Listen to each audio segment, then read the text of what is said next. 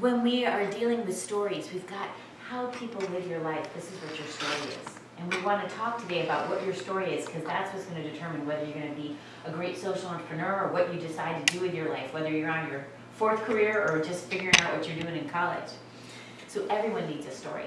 So for a pivotal moment for me as I was going forward in my story is that I was in Mexico, and it was from childhood all the way up to being a social entrepreneur. Keep going, just keep going. We have got a lot of slides. So here I am as a child and growing up. We're on the beach here. I've got my little buck teeth, and here I am. Whoop, hold on a second. You know what we'll do? When I'm speaking, that's okay. When I'm speaking to the photo, just keep it there, and then we'll just keep moving. Okay. There you go. So here I am, buck teeth with my little puka shells, and I share that with you. It's just kind of like a funny thing that we all come from like different phases in our life, right? So we've clearly moved on from that. And then here was this pivotal moment where here I am in Mexico, and there I am again, still in my tomboy phase, and I'm here with my family. Great situation here. We're all enjoying our family vacation, and we're on a cruise ship. And then what happened next is we veered down a cul-de-sac, and we saw all of these begging, starving children. And here were all of these children who were maimed and dirty and unwashed, and it just affected my life. This was a pivotal moment in a story for me, and we all have stories. And this was a pivotal moment of a story for me, and the next thing that came across my head was unacceptable. At the age of 12, I just knew that this was just not okay, not a right way for the world to live, and I couldn't turn my eye to it. And those are those stories, those are those moments that you're going to get a chance to either engage with and really make it change your life, or walk on by. And that's what I want to talk to you about today, is being so aware about what are those moments that happen where you engage or walk on by. So from there, what happened is that I went on to Guatemala. And in Guatemala, we had a situation where I was going and helping de-lice kids.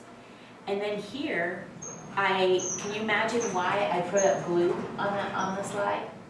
Does anyone know if they've been to Guatemala and a lot of the streets there? Mm-hmm. There was a shoe factory.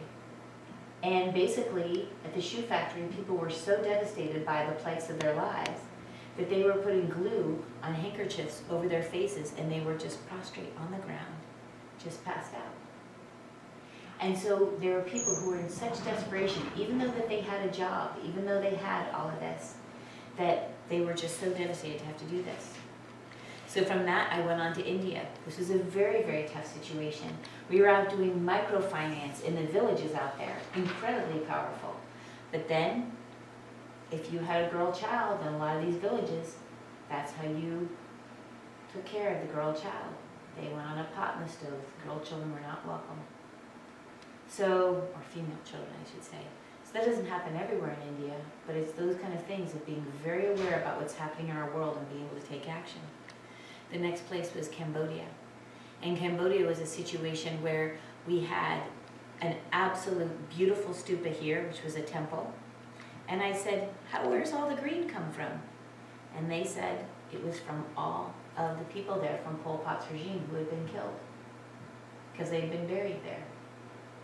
So as you listen to that moment that I did in Mexico, it started to impact my whole life in being able to go and volunteer and help people all over the world. And so this is where your story can take you. So this led to a life of vision. And with that vision, we move forward and to a life of service. And from that service, as we go forward, here I was listening and helping others in the sustainable farm in Guatemala. Other places that I've been to have been leading to serving thousands of people all over the world. So I think that's where you really want to get to, is where can your impact in your day-to-day go lead to helping thousands of other people, or hundreds, or maybe even dozens. But you got a choice. Walk by the incidents or engage them and see how it's going to affect your life.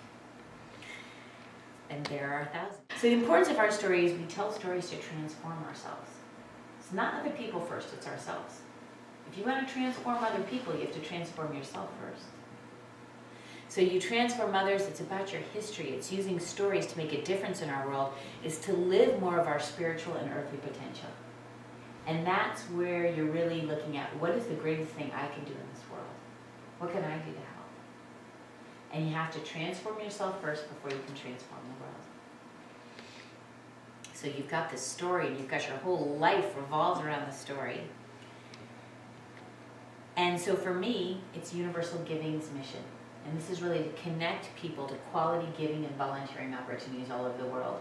I figured that I didn't want to be traveling all over the world, so I wanted to use my business skills to get hundreds and thousands of other people involved in giving and volunteering. And if you do that, and again, the choice can be to affect people one-on-one through tutoring or one-on-one relationships, or it can be by getting to more on the hundreds and thousands levels.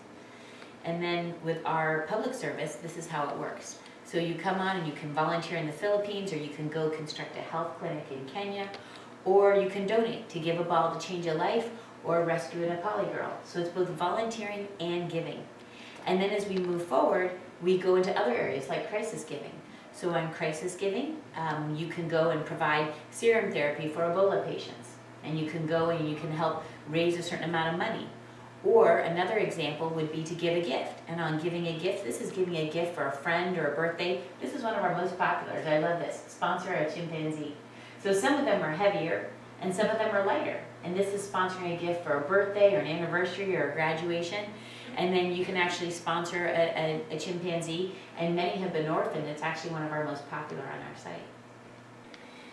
We also generate revenue. So in the next one, you'll see here that we create and help manage corporate social responsibility programs for companies all over the world. And that's very much a part of our social entrepreneurship model.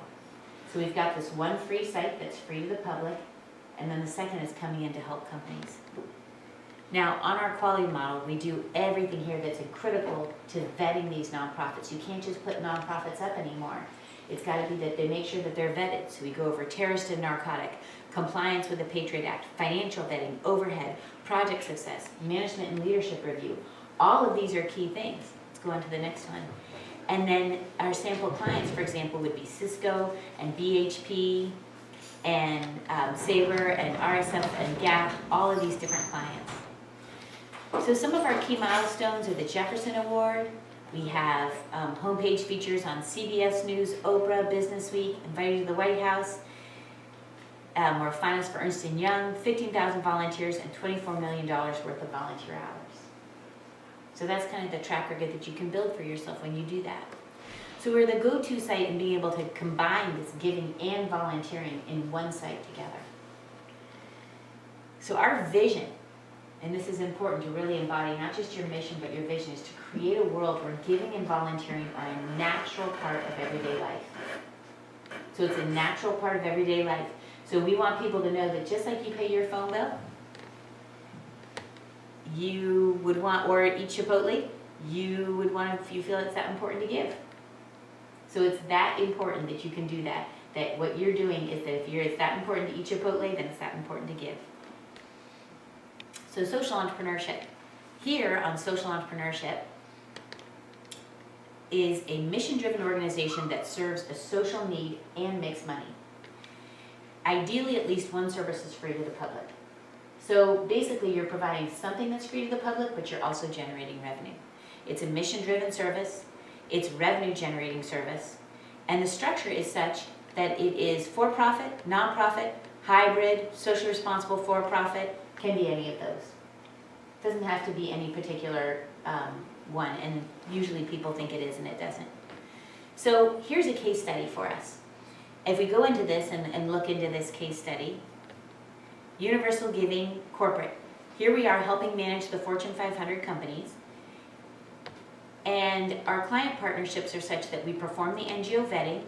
We go in and we do it locally, internationally. We offer customized vetting solutions for each client. And we work on a daily basis to refine our systems. Next slide, please. And here is all of the different lists of everything we do on vetting. And keep going. And next slide. So you can see how intense all this vetting is. Incredible amount of vetting. So, sorry, go back a second, please. And then when we get into this, this is where the companies choose which vetting stages they want. We just don't do all of them. So we choose the different ways that we vet the nonprofit according to the program or need. If a university comes to us, we choose certain elements to vet. If a company comes to us, we choose different ones. If a high net worth donor comes, we choose different ones. Then what we do is we actually go ahead to the next slide, we disperse it out. So we go out to all these different countries 24/7, and we help companies by doing this throughout the corporations and the NGOs. Next slide. So, starting your journey as a social entrepreneur. You've got your personal story and your ladder, and we'll go right into this. So your personal story determines your ladder. Remember we talked about that story, that pivotal moment for me in Mexico. You have to think about what that is, because then you have to figure out where are you climbing to. So as you climb up this ladder and you go up here, use a series of ascending stages by which someone may progress. So you have to think about which of these ladders are you growing to, and how are you growing? Are you going to grow up to be Ellen DeGeneres or President Obama or Oprah? And that's what you have to think about. How are you growing? Where are you climbing to? What are those ladders you're going to be growing up to? So here's your ladder. And it might be this, or it might be this one, or it might be this one. It might be, next slide please. You might choose also which building that it goes up into prop your ladder. So for example, the building might be very statuesque, or a country building. Or it might be something that's very cultural, or it might be something that's agricultural. So you have to think then, what is the ladder and what is the building that you're moving up towards? So you might be downtown, you might be in South America, it could be all over. But remember that the most important thing is to marry your story with your calling, and to get that with your calling, whatever that might be. And it could be a side project, it could be a nonprofit, it could be a whole bunch of different things. So live your spark, live that joy, live that passion that you have, whatever it is, don't overlook it. And I look forward to seeing you succeed in entrepreneurship. All right, well, thank you.